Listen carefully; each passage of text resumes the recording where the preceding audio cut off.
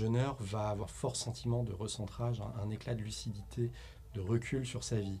Certains disent même qu'il se rapproche de Dieu.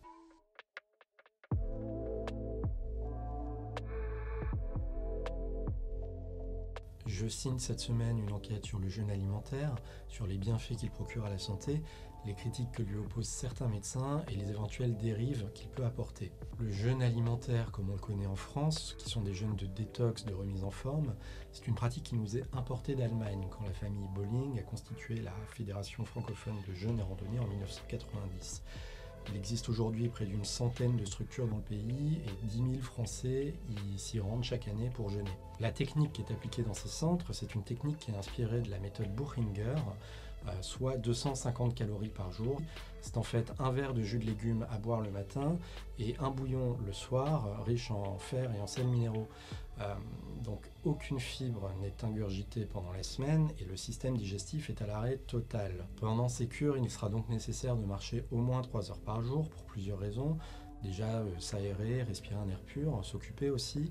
Et puis, l'activité physique permettra au corps de puiser davantage dans les graisses que dans les muscles.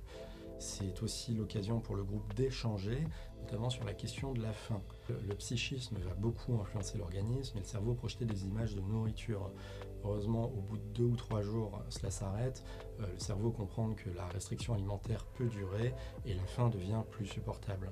De tous les témoignages de jeûneurs, le passage le plus difficile est ce qu'on appelle la crise d'acidose, qui correspond à un pic d'acidité dans le sang. Cela va se traduire par des maux de tête, des nausées, des sautes d'humeur aussi.